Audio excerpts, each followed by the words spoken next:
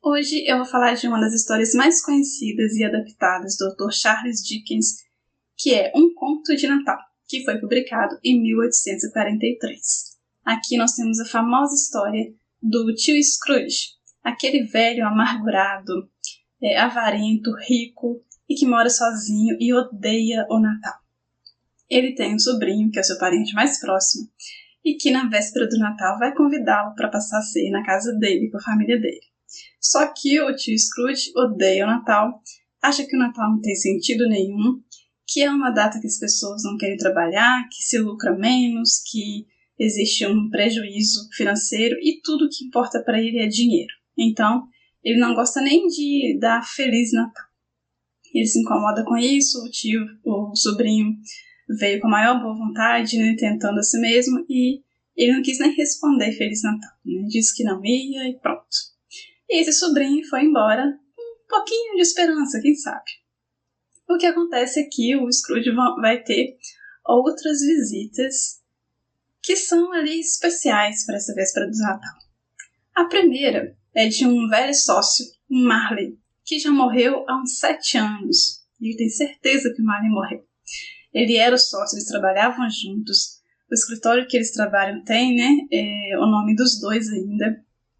E esse velho amigo, esse velho sócio, aparece para ele. Um fantasma. Né? E a gente tem aqui uma história muito detalhada em relação às cenas, para poder a gente participar do que está acontecendo, que é engraçado a gente rir. Né? É uma história que, ao mesmo tempo que ela tem esse bom humor de fazer a gente rir, também é tão profunda que é capaz de nos fazer chorar com o seu desenvolvimento. Então a gente tem essa aparição, né, do sócio Marley, que assusta no início, mas o Scrooge é até que bem corajoso, conversa com ele, convida ele para sentar, presta atenção nos detalhes, né? E aí o que vai acontecer?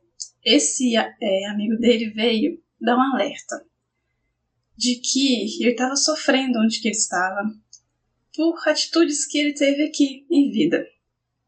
E que, como eles eram muito parecidos, né? Eles eram amigos, eles trabalharam juntos muito tempo, quase almas gêmeas, ele queria dar um alerta para que o amigo dele, o Scrooge, não tivesse o mesmo destino, porque estava vivo, ele ainda tinha tempo de mudar, né, o destino dele pós-morte.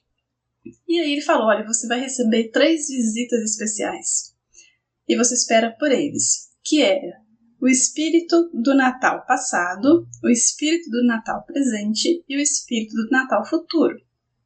E aí ele, né, disse que o tempo estava acabando, foi embora, e o Scrooge ficou aguardando essas visitas, né, indesejadas, mas que tinha uma missão. E ele, já que eu tenho que passar por isso, né, vou esperar, vou receber a visita, ver o que ela quer, ver o que ela tem para me dizer, e pronto, vamos passar por isso.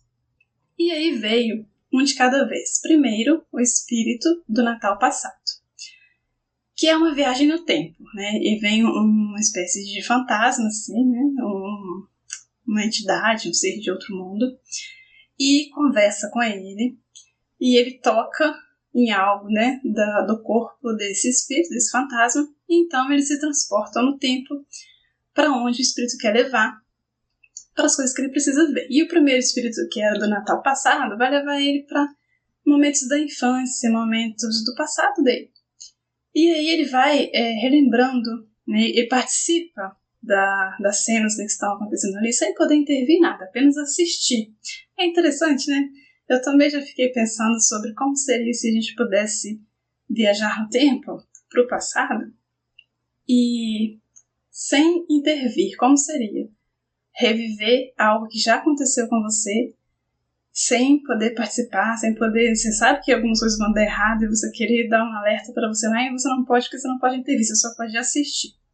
Mas o fato é que ele assistiu, ele criança, cenas, né, dele criança, cenas dele um pouco maior, e foi observando como ele era diferente, ele foi tendo pena de si mesmo, ele foi vendo, né, coisas que a memória dele tinha apagado, que fazia muita importância, fazia muito sentido para ele naquela época, e que talvez ele tenha perdido isso no meio do caminho, né, há muito tempo. E aí ele viu coisas importantes que já trouxe para ele, lições que ele disse, eu aprendi. Isso no Natal passado. Depois ele foi convidado a assistir o Natal presente, o que estava acontecendo, as relações, sem poder intervir também, vendo a importância das coisas, né, que ele ignorava. Aí que a gente está tendo lições sobre solidariedade, sobre o sofrimento humano, sobre como as nossas ações impactam a vida dos outros, tanto para o bem quanto para o mal, pequenas ações, a diferença que pequenas ações fazem no dia a dia. E aí ele está ali já meio que se transformando, né? Ao momento que está vendo. É interessante que um dos espíritos fala para ele algumas coisas sobre o que ele tinha dito já. Eles estão lá na casa, eles visitam uma família que tem um filho, uma criança que está doente, precisando, né, de uma cura, de um milagre para sobreviver. E aí, como ele assiste aquele Natal, ele desenvolve uma empatia e pergunta ao espírito se aquela criança vai sobreviver, né? Já que o espírito pode saber do futuro. E o espírito diz que parece que se as coisas não mudarem, né, se as coisas continuarem como estão no destino, parece que aquela criança não vai estar no Natal seguinte. E aí ele pede, né, para poder isso não acontecer, para que aquela criança seja poupada, e o espírito repete falas que ele teve lá atrás, quando na véspera de Natal procuraram ele para poder ajudar as pessoas necessitadas, e ele falou coisas do tipo: tem os asilos, tem os lugares para poder, tem as prisões, tem os lugares para essas pessoas ficarem, e se por acaso morrer, está diminuindo o contingente populacional, né? O excedente populacional. E aí o espírito repete essas falas dele, e agora isso toca ele profundamente, ele fica arrependido, ele tem um sofrimento ali, ele não queria ouvir, né? Ouvir isso, a ideia, né? Coisas que vieram dele. Quando está relacionado a pessoas reais, ele percebe essa mudança, isso já tem um impacto. E aí, o último é o espírito do Natal futuro, que é o mais interessante. Ele vai para o futuro, louco para ver como vai ser, o que ele fez da vida, o que aconteceu, já sabendo que ele tinha que mudar muita coisa em relação ao passado e ao presente. E aí no futuro ele se assusta com coisas que ele vê. E ele sabe que ele precisa mudar muito para poder merecer um destino diferente. E ele fica enlouquecido no final, quando ele percebe que talvez não tenha tempo mais, talvez seja tarde demais. Ele pede, né, ele implora para que ele tenha tempo de fazer diferente, que ele não ia ignorar nenhuma lição dessa fase toda, né, dessa jornada toda. E nós temos essa transformação. É uma história que dessas histórias que a gente aprecia na época de Natal, mas o Charles Dickens estava aqui querendo trazer essa questão do espírito do Natal ser uma forma da gente agir durante o ano todo, que a gente precisa cultivar esse espírito do Natal. O Charles Dickens ele é conhecido como o escritor que reinventou o Natal.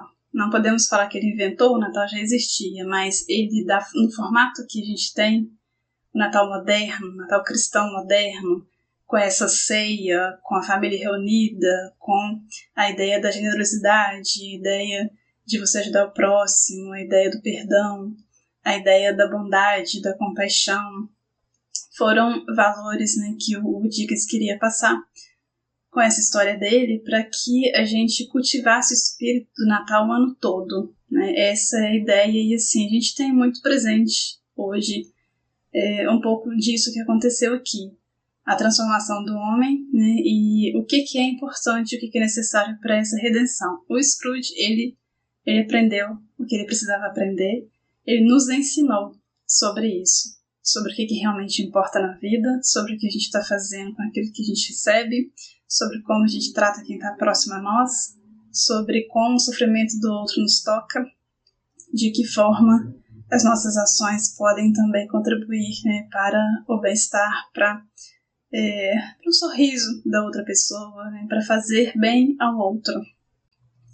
E falando também, né, fazendo aqui uma crítica à sociedade, à questão do dinheiro, a importância de a gente saber utilizar bem os recursos materiais e a gente não se perder nisso. É um livro que eu recomendo para todas as idades, para a gente ler e reler todos os anos e para a gente não esquecer os valores que estão sendo repassados aqui. Agradeço a você que assistiu até aqui, peço para dar um like e se inscrever no canal, e se você gosta de Natal, se você já leu esse livro, coloca aí nos comentários para eu saber. Obrigada e até o próximo.